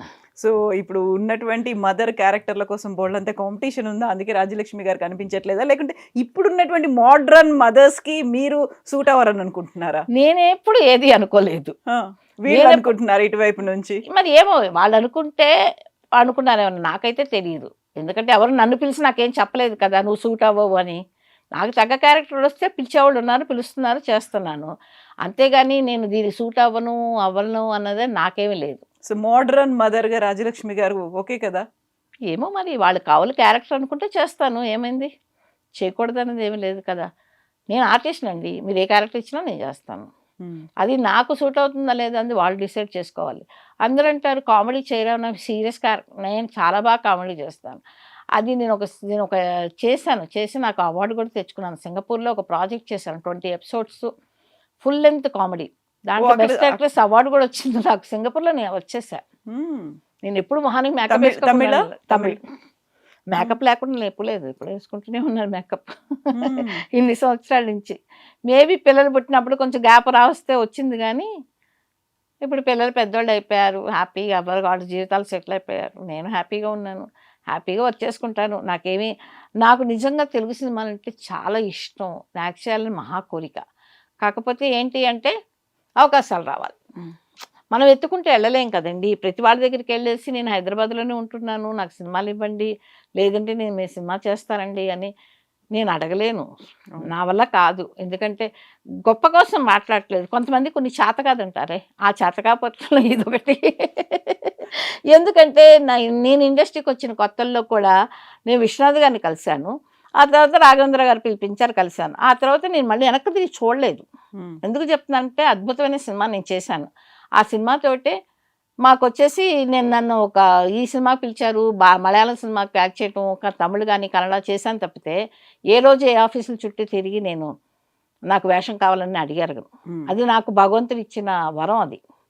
అలాంటిది ఇంత వయసు వచ్చిన తర్వాత ఇప్పుడు నేను ఎవరినైనా అడగను. వెళ్ళి నేను కలిసి హైదరాబాద్‌లోనే ఉన్నానండి, నాకు వేషం ఇవ్వండి అని. అవకాశం ఉంటే ఇవ్వండి. ఏమో పోతున్నాయి రోజులు, బాగానే పోతున్నాయి. అవును. వాళ్ళు ఇస్తారు, తప్పకుండా ఇస్తారు. మీరన్నట్టు ఇప్పుడు ఇంటర్వ్యూ చూసిన తర్వాత కూడా ఇవ్వచ్చు, దానిదే ఉంది. ఓహో! రాజేష్ ఇక్కడే ఉంటుందా? ఓకే, మన అమ్మాయి ఇక్కడే ఉంది కదా అని. అవును కదా! ఎక్కువ మాత్రం తమిళ సీరియళ్ళలోనే కనిపిస్తున్నారు మీరు. ఎక్కువేం లేదండి, ఒకటే చేసేదాన్ని. అక్కడ కూడా ఎక్కువేం చెయ్యను. కాకపోతే అది చాలా 6 ఏళ్ళు, 7 ఏళ్ళు కొనసాగిందా? నాకు 6 ఏళ్ళు పోయింది. అది అసలు మెయిన్ క్యారెక్టర్ అది. ఇంకా 6 ఇయర్స్ అంతా ఇదైపోయింది. బాగా ఫేమస్ అయిపోయింది. ఆ సీరియల్‌కి ఆ సమయంలో మీ పెళ్ళికి కానీ, మీ అబ్బాయి పెళ్ళికి కానీ చాలా చాలా చాలా కష్టంగా వెళ్ళాల్సి వచ్చిందంట అవును. మీరు? అది మాత్రం నా పెళ్ళికైతే అసలు ఒక్కరోజే గ్యాప్. ఇవాళ తెల్లవారుజామున 3 గంటల వరకు వచ్చేసాను నేను. 24థ్ నైట్. ఎందుకంటే ఫినిష్ చేయాలి. నేను ఆ తర్వాత వెళ్ళిపోతున్నానని ఆ నైట్ 3 గంటల వరకు వచ్చేసి, ఆ నెక్స్ట్ డే ఆ ఒక్కరోజు ఆ నిద్ర కూడా పోలేదు. అక్కడలా ముడిసిపోతూనే చేసి నెక్స్ట్ 26థ్ నా మ్యారేజ్ అయింది. మా అబ్బాయి పెళ్ళి అప్పుడు అయితే బతిలాడుకున్నాను, బాబు ఈ షెడ్యూల్ నన్ను వదిలేసేయండి. మా అబ్బాయి పెళ్ళి ఉంది, అన్నీ నేనే చూసుకోవాలి పనులు అంటే. సరే మేడం, ఈ షెడ్యూల్ ఒక 3 డేస్ వచ్చేయండి అన్నారు. ఏంటో అనుకున్నా, తీస్తే కాశీకి వెళ్తున్నారు అన్నారు. ఏంటి అన్న, మీరు కాశీకి వెళ్తున్నారు, సీన్లో అలా కాశీకి పంపిస్తున్నాం అన్నారు. ఓకే, పాప వాళ్ళు ఏం చేస్తారు, నేను నా హస్బెండ్కి చేసి ఆయన్ని మీరు వస్తున్నారా కాశీకి అన్న జోక్గా, అంటే షార్ట్ డైలాగ్ కాదు, జనరల్గా. ఆయన వద్దమ్మా మీరు మాత్రం కాశీకి వెళ్ళండి, నేను నా రోజు వచ్చాను. ఎందుకంటే ఆయన కాశీకి వెళ్ళంటే ఆయన కూడా డేట్స్ ఉండవు, నాకంటే అవసరం అని చెప్పి తీసుకొచ్చి ఆయన ఒకటే గొడవ. మేము లేదు పర్వాలేదు సార్, రండి నాతో పాటు కాశీకి రండి అని అలా నన్ను కాశీకి పంపించారు. ఓకే. కాశీకి పంపించి ఆ షెడ్యూల్ నన్ను అవాయిడ్ చేస్తారు వాళ్ళు. అట్లాగా పెళ్లి నుంచి వచ్చిన తర్వాత మీరు కాశీ నుంచి కాశీ నుంచి వచ్చినట్టు ఆ కాషాయ వస్త్రాలు గిష్టాలు అంతా వేసి ఒక కామెడీ ఫన్నీగా చేశారు నా ఎంట్రీని. అంటే ఒక చేంజ్ ఉండాలి కదా, కాశీకి పంపించేస్తే అలాగే వచ్చేస్తే మళ్ళీ మామూలు అయిపోతుందని ఆ రావటంతో కాషాయ వస్త్రాలు వేసుకొని అట్లాగా ఒక చేంజ్ కోసం కాశీ విశేషాలన్నీ కూడా చెప్పుకున్నారు. చెప్పుకుంటూ కొద్ది రోజుల పాటు అలాగనిచ్చారు. సో ఇప్పుడు మీ పెళ్లి టైంలోనే ఒకే ఒక్క రోజు, అది గ్యాప్ అని కూడా అనలేము, కనీసం మన పెళ్లికి ఏర్పాట్లనే ఉంటాయి, షాపింగ్లనే ఉంటాయి. ఏమోనండి, నిజంగా ఆలోచిస్తే ఇప్పుడు మా అబ్బాయి పెళ్ళికే నేను ఇన్ని రోజులు గ్యాప్ తీసుకున్నాను, నా పెళ్ళికి నేను ఒక రోజు గ్యాప్ తీసుకున్నాను. ఎప్పుడు షాపింగ్ చేశానా, ఏం చేశానా ఏమో నాకు తెలియదు, అస్సలు గుర్తురాట్లేదు కూడా ఆలోచిస్తే. ఏం చేస్తుంటానో, ఎలా చేశాను అబ్బా షాపింగ్ అనిపిస్తుంది. అంటే ఇంత లేదులేండి, ఇప్పుడున్నంత పిచ్చి మా అబ్బాయి పెళ్ళి అప్పుడున్నంత పిచ్చి ఆ రోజుల్లో మాకు లేదు. కాకపోతే సినిమాల్లో ఉన్నారు కాబట్టి ఉంటుంది కదా. ఏమో నాకు తక్కువే. నా పెళ్ళికి ఎవరో రిసెప్షన్ ఫోటోలు చూసుకుని ఎంత సింపుల్గా ఉన్నారేంటి అన్నారు. నేను ఇలాగే ఉన్నాను. నా పెళ్ళి కూడా గుళ్ళోనే అయ్యింది.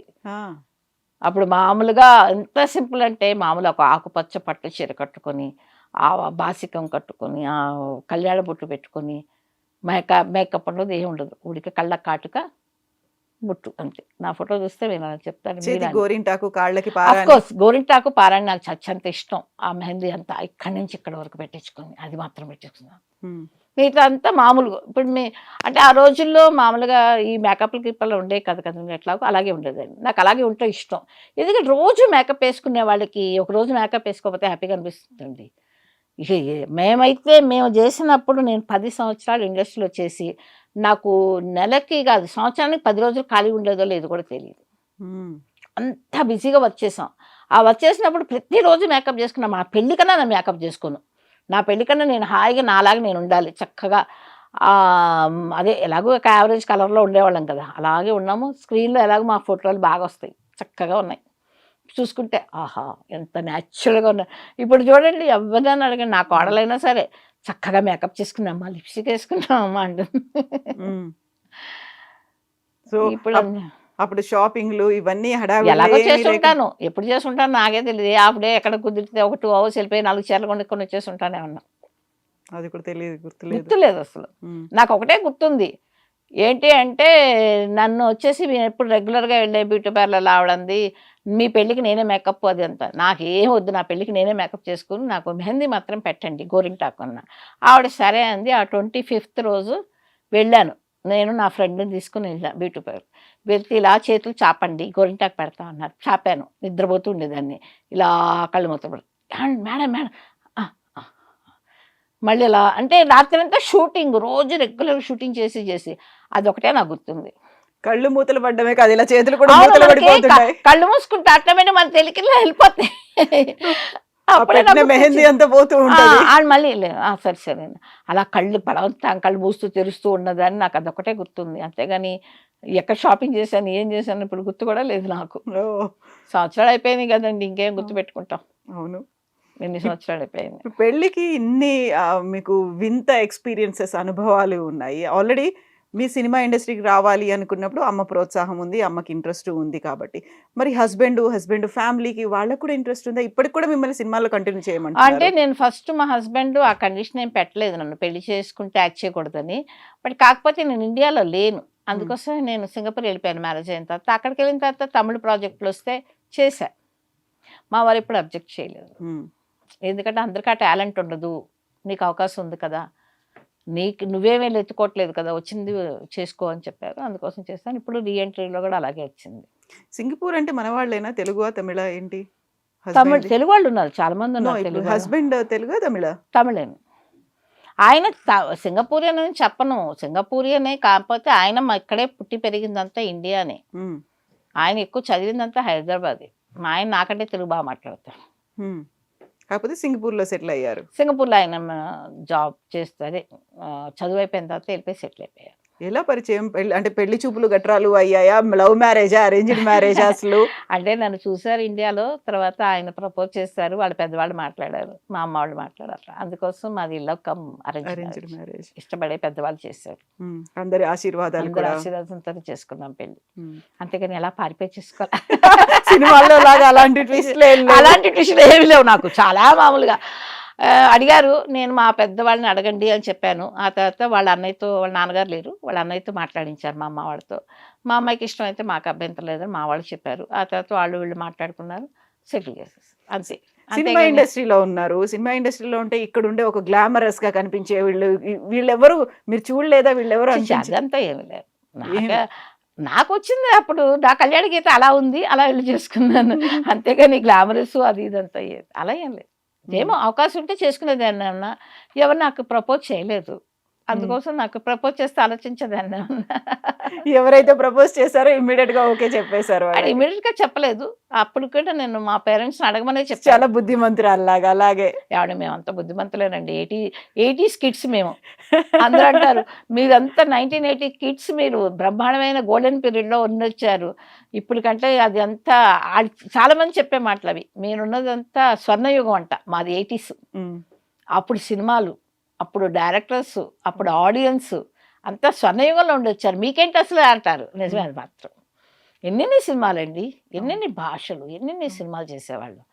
అసలు ఒక రోజు ఖాళీగా ఉండేది కాదు. అలానే మాకు ఎప్పుడు ఫ్రస్ట్రేషన్ కూడా వచ్చేది కాదు. ఎందుకంటే ఒకే రోజు 3 షూటింగ్లు చేసేవాళ్ళం. 3 లాంగ్వేజ్‌లో? 3 లాంగ్వేజ్‌లు. హ్మ్. పొద్దున్న నుంచి మధ్యాహ్నం వరకు తెలుగు సినిమా చేస్తే మధ్యాహ్నం నుంచి 6:00 కాల్ షీట్ వచ్చి తమిళ్ చేస్తే అక్కడి నుంచి నైట్ మలయాళం సినిమా చేసేవాళ్ళు. 3 చెన్నైలోనే షూటింగ్‌లు. అప్పుడు చెన్నైలో ఎక్కువ మలయాళం సినిమాలు కూడా చేసేవాళ్ళు. దాంతో అక్కడికి వెళ్లి చేసేవాళ్ళు. ఒక సాంగ్ ఒక నైట్ చేసేవాళ్ళం. ఫుల్ సెట్‌లో ఒక సాంగ్ కంప్లీట్ అయితే అయిపోయేది ఒక నైట్‌లోనే.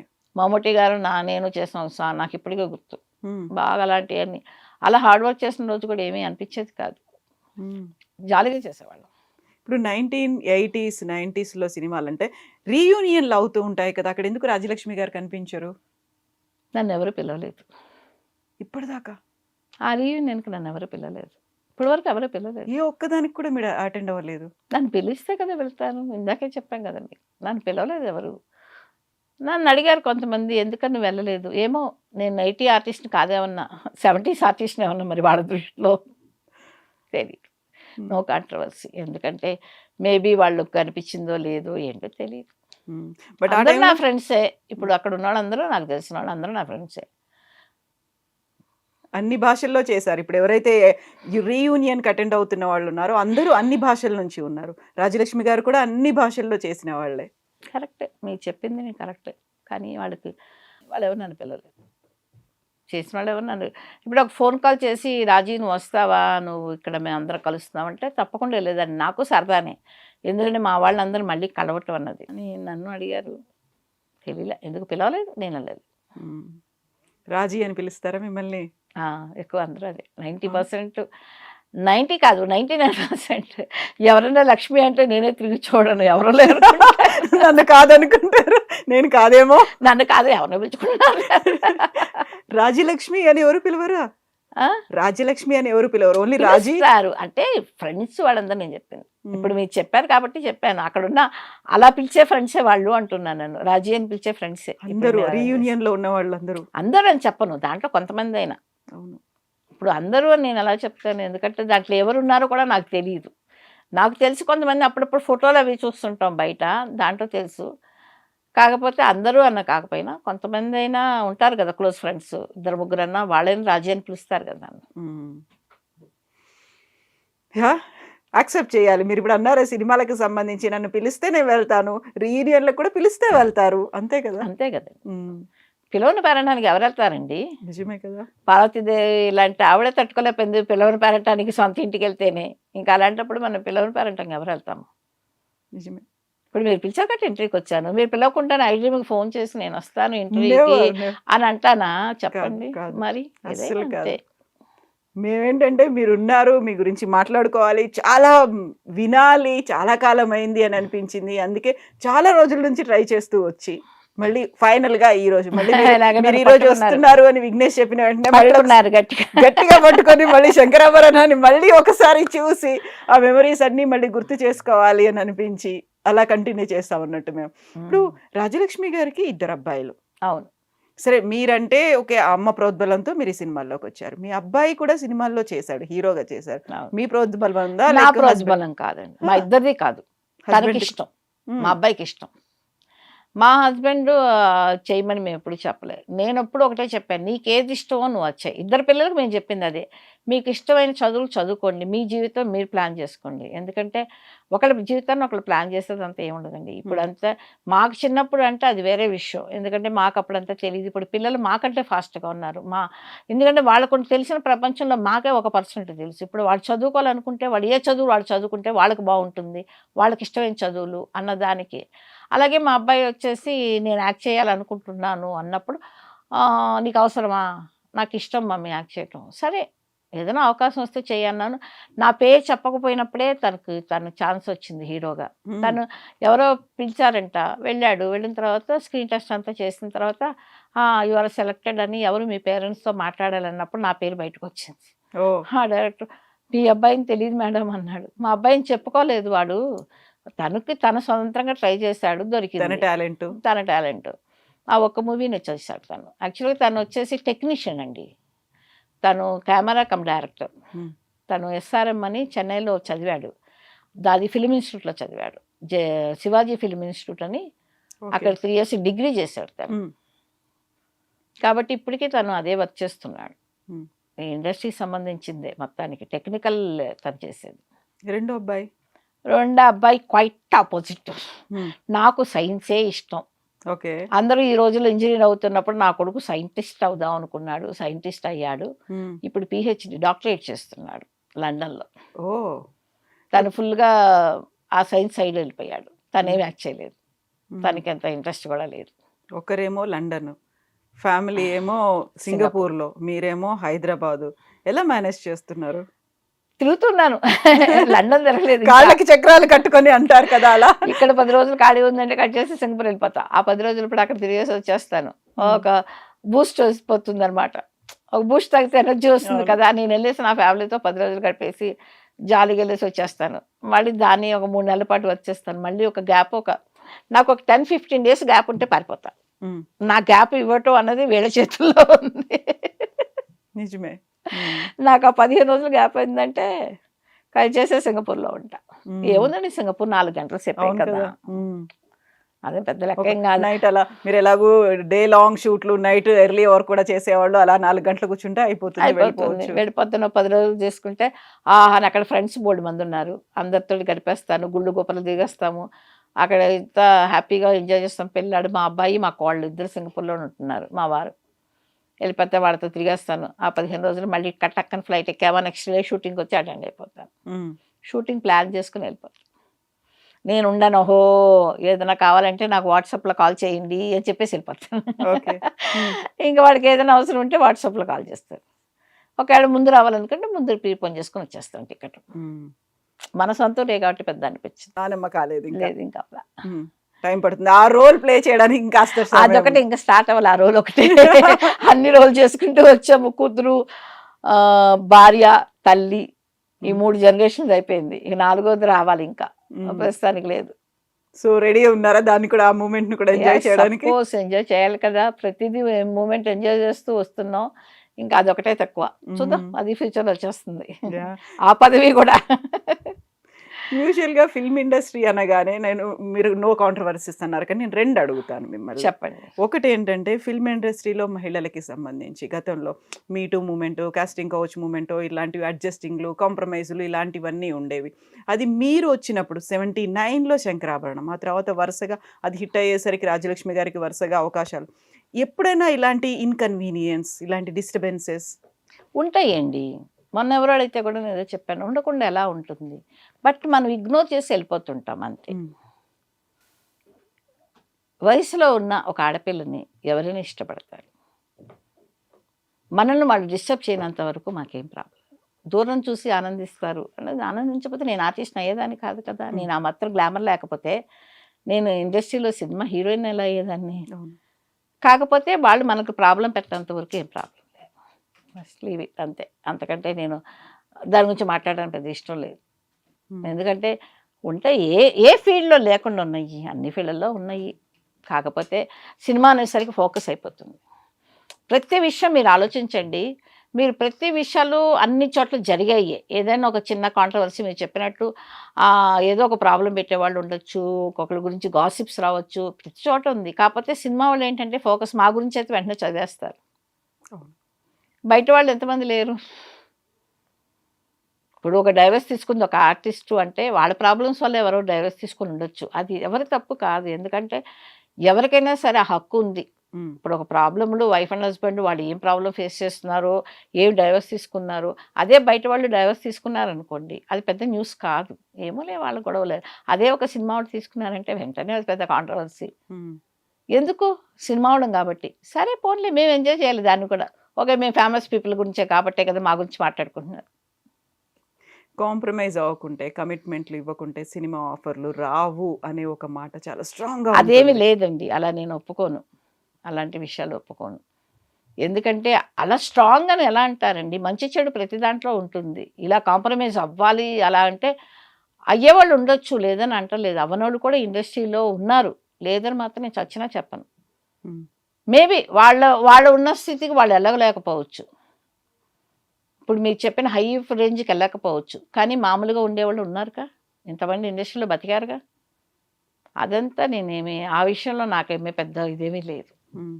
అలా చేస్తేనే ఇది అని. లేకున్నోళ్ళు బోలెడుమందున్నారు ఇండస్ట్రీలో. మేబీ మీరంటూ ఓ అని పెద్ద పొజిషన్‌కి వెళ్ళిపోయి పెద్ద పెద్ద హీరోస్ పక్కన, పెద్ద డైరెక్టర్ల పక్కన చేయకపోవచ్చు వాళ్ళు. ఉన్నారు మామూలు వాళ్ళు. హ్మ్. చాలా వరకు సినిమా ఆఫర్‌లు రావు. ఒకవేళ అలా యాక్సెప్ట్ చేయలేదంటే ఆల్రెడీ నటిస్తున్నటువంటి సినిమాల్లోంచి కూడా తీసేస్తారు అనేది. ఏమో అది నాకెప్పుడు వినలేదు నేను. హ్మ్. ఈ మాట మీకు చెప్పిన చివరి మాట నేనెప్పుడు వినలేదు. వెరీ అది తీసేసి ఉంటారేమో నాకు తెలీదు. హ్మ్. ఎందుకంటే నేను చేసిన సినిమాలు కానీ, నేను చూసింది కానీ నేనెప్పుడూ లేదు. మేమంతా కంఫర్టబుల్‌గానే వర్క్ చేస్తాం మరి మాకెప్పుడు తెలీదు. హ్మ్. సో, ఎవరైనా మాట్లాడుకునేవాళ్ళా? అప్పుడు మీరు యాక్ట్ చేస్తున్నప్పుడు కానీ, ఎవరైనా మదర్ క్యారెక్టర్సో, హీరోయిన్ క్యారెక్టర్సో చేస్తున్న వాళ్ళు, ఏమని? ఇలాంటి ఇష్యూస్ ఫేస్ చేశామనో, లేకుంటే వాళ్ళు ఎక్స్‌పీరియన్స్ ఏమోనండి. అయ్యారనో? మాకెప్పుడు తెలీదండి. మా సీనియర్ ఆర్టిస్టులు ఎప్పుడు మాతో అలాంటి విషయాలు మాట్లాడెరగరు. హ్మ్. ఏమో వాళ్ళు ఫేస్ చేసి ఉండొచ్చు నాకు తెలీదు. మాతో ఎప్పుడు మాతో కూర్చొని చక్కగా మాట్లాడేవాళ్ళు, మాకు మంచి చెడు చెప్పేవాళ్ళు, యాక్టింగ్‌లో ఏదన్నా ఏదన్నా తెలియకపోతే మాకు నేర్పించేవాళ్ళు, అది చెప్పేవాళ్ళు. అంతేగాని మాకు ఇలాంటియన్నీ ఎప్పుడు చెప్పెరగరు. నాకు హ్మ్. తెలిసిన నేను సీనియర్ చేసినోళ్ళు కదా! చాలామంది సీనియర్ ఆర్టిస్టులు నేను చేశాను కదా! అది నా తల్లి క్యారెక్టర్ అవ్వచ్చు, అత్తగారి క్యారెక్టర్ అవ్వచ్చు, అవును. లేకపోతే నా అక్క క్యారెక్టర్. అలాంటి వాళ్ళు ఉన్నప్పుడు నాతో ఎప్పుడు ఎవరు చెప్పెరగరు. హ్మ్. మిగతా వాళ్ళకేమైనా ఎక్స్‌పీరియన్స్ ఉండేమన్నా కానీ నాకైతే ఆ ఎక్స్‌పీరియన్స్ లేదు. మీరు బయటికెళ్ళినప్పుడు, ఔట్‌డోర్‌లకెళ్ళినప్పుడు, వేరే ఊర్లకి వెళ్ళినప్పుడు అమ్మగారొచ్చేవాళ్ళా మీతో? అమ్మగారు వచ్చేవారండి. స్టార్టింగ్‌లో అమ్మగారు, అసిస్టెంట్ వచ్చేవాడు. తర్వాత తర్వాత మేకప్ మెన్, హెయిర్ డ్రెస్సర్లు వీళ్ళందరూ వచ్చేసేవాళ్ళు. హ్మ్. మీతో పాటే ఉండేవాళ్ళు నాతో పాటు. వాళ్ళింకా. హ్మ్. సో, నేనన్న సెకండ్ ఇంకోటి అడుగుతాను అన్నదేంటంటే, ఈ మధ్య కాలంలో వర్క్ అవర్స్ అనేవి మాకుండాలి అనేటువంటి ఒక డిమాండ్ హీరోయిన్‌ల దగ్గరికొస్తోంది. అందులోను వెరీ ఫస్ట్ 'దీపికా పదుకోన్' అనే మాట అడిగింది. హుహు. మామూలుగా 9-5 10-6 ఇలాంటి 8 అవర్స్ అనేది మాకు పెట్టొచ్చు కదా! మిగతా అన్ని రంగాల్లోనూ ఇలాంటి ఒక 8 గంటల పని అనేదుంది. మాకెందుకు ఇలా ఓవర్‌లోడ్ అవుతోంది, ఎక్కువ గంటలు పని చేసుకోవాల్సొస్తోంది అని తను చెప్పి కొన్ని సినిమాల నుంచి తప్పుకుంది. లేకుంటే తననే కొన్ని సినిమాల నుంచి తప్పించారు అనేది. హ్మ్. మీరేమంటారు? ఈమె ఇప్పుడు ఆవిడ చెప్పింది ఇదా రైటా అన్నది నాకు తెలీదు. కాకపోతే ఆ 8 అవర్స్ సినిమాలన్నది ఒక్కోసారి నైట్ ఎఫెక్ట్ సీన్ చేయాల్సొస్తుందండి. అది నైటే చేయాలి కదా! అవును. చేస్తాము. మాకప్పుడు అది తెలీలేదు. మేము డే అండ్ నైట్ వర్క్ చేసేవాళ్ళం. ఆ రోజు మాకు ఇంత అవర్సే ఉండాలి, ఇదే ఉండాలి అన్నది తెలీదు. మరి ఆవిడేం ఫేస్ చేశారో పాపం. నేను ఆవిడ తప్పని చెప్పను. అలా చెయ్యాలి, రూల్ పెట్టాలి అన్నది నాకు తెలిసి అంతగా నాకు తెలిసి మేబీ ఈ సినిమాలో అయితే మాత్రం 9-6 అనే చేస్తారని తెలుసు. మరీ నైట్ అలా చేస్తారు అంటే నైట్ ఎఫెక్ట్ సీన్స్ అదే చేస్తారు. మరి ఆవిడ ఎలా ఫీల్ అయ్యారో వర్క్ లోడ్ అన్నది నాకు తెలీదు. హ్మ్. మేమెప్పుడు అలా ఫీల్ అవ్వలేదు. సినిమాలో అయితే నేనంటాను ఇప్పటికి నేను చెప్తాను. సినిమాలో ఈజ్ వెరీ కంఫర్టబుల్‌గా వర్క్ చేసుకుంటాం మేము. ఎందుకంటే ఎక్కువ సీన్స్ చేయరు. చక్కగా తీరిగ్గా తీస్తారు.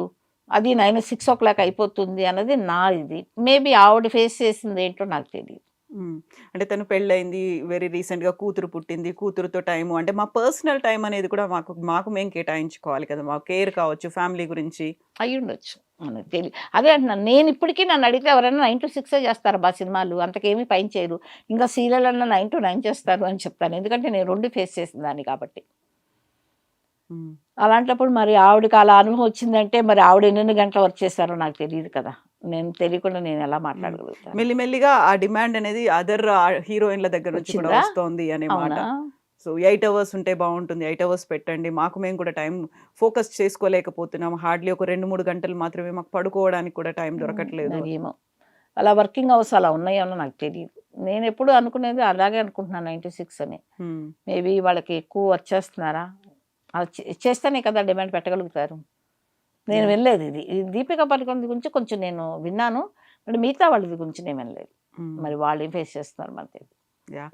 సో, ఇప్పుడు మీరు సీరియల్‌లు కూడా ఇది కూడా ఏమైపోతుందండి, మన సినిమా అన్నది ఏ ఎలాంటి వర్క్ అంటే ఇప్పుడు 9-5 చెయ్యాలి. ఇదేదో కంప్యూటర్‌లో ఆన్ చేశామా, మనకి మైండ్ మూడున్నా లేకపోయినా, మన ఫేస్‌లో డల్‌నెస్ ఉన్నా ఎక్స్‌ప్రెషన్స్ చూపించాలి అని. అదంతా ఏముండదు. కానీ మాకు సినిమా ఆర్టిస్ట్ అలా కాదు కదా! కొంచెం ఫేస్ ఫ్రెష్‌గా ఉండాలి. అవును. హ్మ్. కాబట్టి కొంచెం ఎక్కువ నిద్రపోవాలి. బాగా ఫేస్‌ని బాగా కాపాడుకోవాలి. మనకి ఎన్ని తలకాయ నొప్పులు, ఎన్ని ప్రాబ్లమ్స్ ఉన్నా ఇళ్లలోనే వదిలేసి వచ్చేసేయాలి. ఇలాంటివి ఉండయి. హ్మ్. మరి పాపం ఆడేం ఫేస్ చేస్తారో నాకు తెలీదు. మేనేజ్ చేసుకోవాలి. ఇవన్నీ కూడా హ్యాండిల్ చేయడం అనేది ఎలా చేస్తారు అనేది. ఇది ఎవరికి ఇండివిడ్యువల్ వాళ్ళ వాళ్ళ పర్సనల్ అండి. ఏమి చెప్పలేము ఏది అని. హ్మ్. మాకైతే ఆ రోజుల్లో మేమెప్పుడు ఎవరం డిమాండ్ చేసి నేను వినలేదు కూడా ఈ మాట. ఫస్ట్ టైమ్ వింటున్నాను ఈ అమ్మాయి గురించి. హ్మ్. మరి తనకేం ఎక్స్‌పీరియన్స్ ఉందో మనకు తెలీదు. ఇప్పుడు మీరు సీరియల్‌లో 9-9 ఒకవేళ ఈ కొన్ని సీరియల్ మీరు చేసిన సీరియలే తీసుకోండి. 6 ఏళ్ల పాటు ఉంది. సో, 6 ఏళ్ల పాటు అంటే ప్రతిరోజు ఎపిసోడ్ రావాలి అంటే ప్రతిరోజు యాక్ట్ చేయాల్సిందే కదా! అప్పుడు అంటే కొన్నిసార్లు ప్రతిరోజు కాదు. మంత్లీ ఒక 10 డేస్ ఆ సీరియల్‌కి ఒక 10 డేస్, 12 డేస్ మేము పెట్టేవాళ్ళం. హ్మ్. వీక్లీ మాకెలా ఉంటుందంటే ఒక 15థ్ టు 16థ్ టు 30థ్ షెడ్యూల్ ఉండేది ఆ సీరియల్. దాంట్లో నాకు ఒక 10 డేస్, 12 డేస్ ఉండేది. మీరన్నట్టు ఆ 10, 12 డేస్ చచ్చినట్టు పొద్దున్నే వెళ్ళాలి. 8:00 వెళ్ళేవాళ్ళం. 9:00 రెడీ అయ్యేవాళ్ళం. 9-9 చేసేవాళ్ళం. సమ్ టైమ్స్ 10, 11 అంటే మాత్రం కోపం వచ్చేస్తుంది. అసలు నాకు జనరల్‌గానే 8 దాటితేనే వచ్చేస్తుంటుంది. ఇంక 9 దాటిన తర్వాత నాకు కోపం వచ్చేస్తుంది. హ్మ్. వీలైనంత వరకు చెప్పేస్తాను నేను చెయ్యనని. హ్మ్. ఇక తప్పవు కొన్ని అండి. తప్పదంటే ఒక కళ్యాణ మండపం సీక్వెన్స్ చేస్తున్నారండి. వాళ్ళకి ఒక 2 డేసే పెట్టుకుంటారు. అంతమంది జూనియర్ ఆర్టిస్టులంతా. మనం వచ్చి చెయ్యం 9:00 వెళ్ళిపోతామంటే పాపం వాళ్ళకి సీన్ అవ్వలేదనుకోండి. ఇంకొక రోజు బుక్ చేయాలి. కళ్యాణ మండపం అద్దె ఇవ్వాలా, అంతమంది ఆర్టిస్టులను బుక్ చేయాలా. అలాంటప్పుడు కాంప్రమైజ్ అయ్యి చేస్తాం. 10 అయినా 11 అయినా చేస్తాం. కానీ రోజు ఇంట్లో చేస్తున్నాము. ఆ తర్వాత ఈ సీన్ రేపొద్దున చేసుకోవచ్చు కదా! అంటే, మేడం ఇవాళతో అయిపోతే ఏముంది రేపొద్దున టెలికాస్టా? అబ్బాయి రేపు చేసుకుందాం పో అని వెళ్ళిపోతాను. హ్మ్. హ్మ్. అంటే అలా వెళ్ళిపోను. అవును. మా ఇంట్లో తిడతారు. "అలా వెళ్ళిపోవచ్చు కదా నువ్వు" అంటారు. హుహు. మా గురువులు మాకలా నేర్పలేదు. కమిట్ వాళ్ళెళ్ళి అయ్యారు చేయాలి. వెళ్ళిపో అని చెప్పిన తర్వాత వెళ్తాం. కాపోతే హ్మ్. గొడవ చేస్తాం. "వెళ్ళిపోతాం ఇగ. ఓపిక లేదు బాబు. చాలులే బాబు 9 గంటల వరకు చేసాము" హ్మ్. అనేసి మొత్తుకుంటాం. డైరెక్టర్లు అయితే "సార్ వదిలేయండి సార్. ఓపిక చచ్చిపోయింది. రేపు చేసుకుందాం సార్ ఈ బ్యాలెన్స్ సీను. ఇప్పటికే 9 దాటిపోయింది" అనేస్తే కన్విన్సింగ్‌గా. కన్విన్స్‌గా చెప్తాం. హ్మ్. మా ఇంట్లో కూడా అప్పుడప్పుడు అరుస్తారు. "నువ్వు ఇలా మాట్లాడతావు గానీ వదిలేసి మాత్రం చచ్చినా రావు." వదిలేసి అంటే స్పాట్ నుంచి లేసి వెళ్ళిపోవు అప్పటికప్పుడు అంటారు. వచ్చేయొచ్చు కదా నువ్వు. "నువ్వు స్పాట్ నుంచి వెళ్ళిపోవచ్చు కదా" అంటారు. హ్మ్. నేను వెళ్ళలేను. ఓల్డ్ స్కూల్ కదా మీది. అది మాదంతా ఫాలో. Old school. కావాలంటే వాడి దగ్గరికొచ్చి "ఏంటి నాకు ఓపిక లేదు ఎంతసేపు చేయాలి" అనేసి అంత గట్టిగా అంటానే తప్పితే అక్కడి హ్మ్. నుంచి రాలేను. హ్మ్. బావుండదు కదండీ! అవును. ఎంతమందికి వాళ్ళు వచ్చి డబ్బులిసి ఎంతోమందికి డబ్బులు ఖర్చు పెడుతూ చేస్తున్నప్పుడు చెప్తాము. కన్విన్స్ చేయడానికి ట్రై చేస్తాము. మరీ హ్మ్. ఓపిక లేకపోతే "నేను చేయను పోయా" అని చెప్తానే తప్పితే ఆడు "సరే మేడం రేపు చేసుకుందాం ఎళ్ళండి" అనిపించుకున్న తర్వాతే ఉత్తరకొస్తాను నేను. హ్మ్. సో, మీరు పొద్దున 9 నుంచి రాత్రి 9 కాదు ఒక 10, 11, 12 అంతవరకు చేయాలంటే యాక్టివ్‌గా ఉండాలి. అంతే స్థాయిలో ఎనర్జీ కూడా ఉండాలి. నిద్ర ఆపుకో ఏం చేస్తారు? ఏం తింటారు మీరు? అదంతా నేనేం తినను. మామూలు అన్నమే తింటా మీలాగే. హ్మ్. ఏముండదు. మన మైండ్ అంతే. ఇలాంటియన్నీ మైండ్‌లోనే ఉంటాయి. హ్మ్. మనం కష్టపడుతున్నాం అంటే కష్టపడుతున్నట్టు. లేదు అంటే ఏముంది మనం వర్క్ చేస్తున్నాం. జాలీగా ఉన్న భగవంతుడు మనకి ఈ అవకాశం ఇచ్చాడు. ఎంతో మందికి లేని ఒక అవకాశం మాకు. ఈ రోజుల్లో ఇంకా వచ్చేసిన మా తోటి ఆర్టిస్టులు ఎంతో మందికి అవకాశాలు లేకుండా ఇళ్ళలో కూర్చుంటున్నప్పుడు మేము ఇంకా స్టిల్ వర్క్ చేస్తున్నామంటే ఆ భగవంతుడు ఇచ్చిన వరం. కాబట్టి మనం చెయ్యాలి. ఏముంది? హ్మ్. ఓపిక ఉంది కదా! చేద్దాం. హ్మ్. అది లేని రోజు ఎలాగో చేయలేం. అవును కదా! హ్మ్. సో, ఇప్పుడు 79లో వెరీ ఫస్ట్ టైమ్ స్క్రీన్ ముందుకొచ్చారు. అప్పుడు ఉన్నటువంటి ఫుడ్ హ్యాబిట్స్ కావచ్చు, అలవాట్లు కావచ్చు, ఇప్పటికి అవే ఉన్నాయా? రాజలక్ష్మి గారికి ఏమన్నా మారాయా? ఏం మారలేదండి. అవే ఉన్నాయి. మధ్యలో అప్పుడప్పుడు అక్కడక్కడ డైట్‌లు, గీట్లు అని చెప్పి వింటూ ఉంటాం. చేస్తూ ఉంటాం. మళ్ళీ బ్యాక్ టు నార్మల్. యోగాలు, వాకింగ్‌లు, ఎక్సర్‌సైజులు. వాకింగ్‌లు అవి చేస్తానులే. ఎక్సర్‌సైజ్‌లంటే చేసేదాన్ని. ఇప్పుడు తగ్గించేసాను. ఓన్లీ వాకింగ్ చేస్తూ ఉంటాను. హ్మ్. ఎందుకంటే వయసుతో పాటు కొన్ని కొన్ని ఇవి కూడా వస్తుంటాయిగా మాకు. మేమున్నాము అని లైక్ షుగర్ గుర్తు ఇలాంటివి. చేస్తుంటాయి. అందుకోసం వాటికి తగ్గట్టు కొంచెం వాకింగ్‌లు అవి చేస్తూ ఏ ఫుడ్ కంట్రోల్ ఇప్పుడు మామూలుగానే ఎంత తినాలో అంతే తింటాము. హ్మ్. ఏజ్ ఎంత? చెప్పాలా? చెప్పా చెప్పాలా? ఇప్పుడే లెక్కేసేసారు. ఆల్రెడీ 'శంకరాభరణం'కి నా వయసెంత అని చెప్పేసాను. సినిమా రిలీజ్ అయ్యి ఇన్ని సంవత్సరాలు అయిపోయింది. ఇంకా వయసెంత అని అడుగుతున్నారు. పోనీ. సీనియర్ సిటిజన్‌ని. ఓకే. యాక్టివ్‌గా ఉండడానికి సీక్రెట్ ఏంటి? ఏం చేస్తున్నారు? ఆ ఇప్పుడే మంత్ర చెప్పానా? అంతే. మన మైండ్ అంతే. అంతే మనం కదా! హ్యాపీగా మన ఫ్యామిలీ హ్యాపీగా లీడ్ చేస్తున్నప్పుడు మనకు అన్నీ హ్యాపీగానే ఉంటాయి. ఓకే. కొంచెం ఫ్రస్ట్రేషన్‌లు అయన్నీ ఉంటాయి. లేకపోకుండా ఎవరికీ ఉండదు. కాకపోతే మనం ఏంటంటే అన్నీ తీసుకోకూడదు. అలా పంపించేస్తూ ఉండి మైండ్‌ని ఎప్పటికప్పుడు ఫ్రెష్‌గా పెట్టుకున్నామంటే ఎప్పుడు ఎవరైనా యాక్టివ్‌గానే ఉంటాం. హ్మ్. జాలీగా ఉంటాం. హ్మ్. నేను వచ్చేసేప్పుడు జాలీగానే ఉంటాను. అప్పుడప్పుడు ఇదిగో కొంచెం టైం దాటిందంటే తిక్కొస్తుంది తప్పితే జనరల్‌గా నాకు రాదు. ఇప్పుడు రావట్లేదు నాకు కదా! ఓపిక ఎక్కువ. ఇప్పుడు రావట్లేదు. రావట్లేదులే.